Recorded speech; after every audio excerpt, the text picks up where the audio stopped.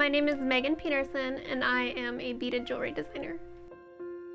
I want to design creations that help people express themselves. I take what I've learned in art and my profession as a graphic designer, and I channel that into my work. Because I believe that each person, what is different about them is what should be celebrated. Well, I've been beading since I was about 5 years old.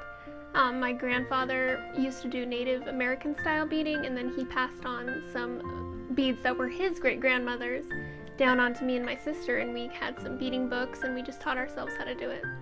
When I was a kid, I sold at craft fairs, like the local school craft fairs, and then I taught bead classes at the local art gallery, so, when I was like 12. So it's always been my avenue of how I make a side income. A lot of my work is, like for example this collection, I do a lot of eye stuff, because I've always been obsessed with making eyes. I design the eyes from scratch, usually in Photoshop and Illustrator and graphic design software. And then I print that out and then turn that into a physical cabochon, and then that gets turned into jewelry. I love making pieces and seeing what people will make with them, so that's why I've taken the glass eyes that I use to make jewelry. And when I was showing a lot of my work to other beadwork groups, they were saying, "Oh, where'd you get those? I need to get them." And it's been so exciting to see what people use them for. They use them for sculptures, for taxidermy, for all kinds of things. What I'm working on is a pair of brick stitch earrings, and brick stitch is a very tight, thick stitch, so it's easy to use for pieces that need to have a versatile shape. So often I'll use what's called a sculptured brick stitch, which means that the beads can go in and out and create a different size. So for each new row, it starts off with 2 beads, and then I go in, add each bead individually for the rest of the row, and it lays in between the 2 beads from the previous row, just like a wall of bricks. I use this a lot for earrings. This is peyote stitch. It's an off-loom stitch.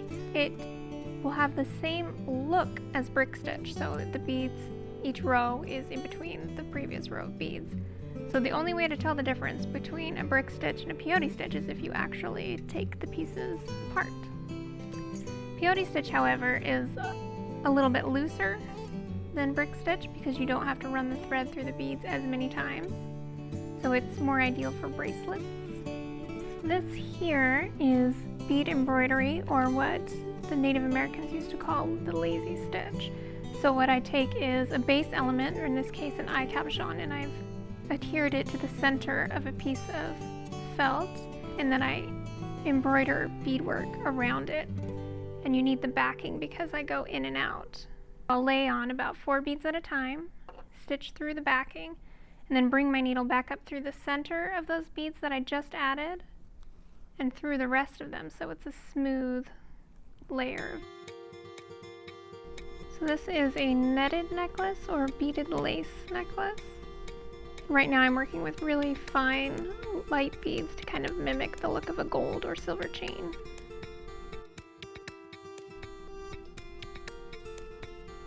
So when you're working with really small beads, you have to make sure that your thread is also fine because you'll be running through them multiple times. And this is a bead loom, one of the most traditional ways of doing bead weaving. And with a bead loom, you basically have to put threads on these springs, and then you weave beads in between the lengths of thread to hold them in place. I think I would create even if I couldn't sell anything, if not just for myself, but the urge to make something and to make beautiful things. Each piece usually can take me anywhere from an hour to about 5 hours, and depending on the size. So for example, a bracelet might take me an hour, but a headband would take me about 5 hours. But usually what I like to do is make pieces and then wear them myself. So I'll make a collection of sample pieces and then I wear them for about a month to test them out. And so if it's saying, well, this isn't hanging right, this just feels too heavy, too light, this is getting caught in my hair, or whatever, then it just doesn't even go online. I consider my role as the role of designer. I design jewelry to celebrate you are just beautiful exactly as you are. And my definition of art is that it is a way of seeing something. So you can be both an art and a craft, but an art makes a statement, and my work definitely makes a statement.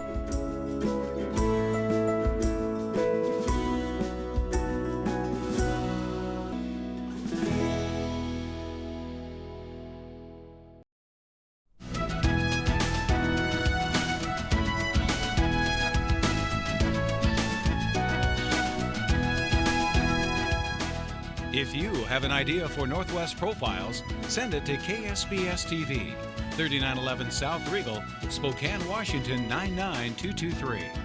Northwest Profiles is a presentation of KSPS Public Television.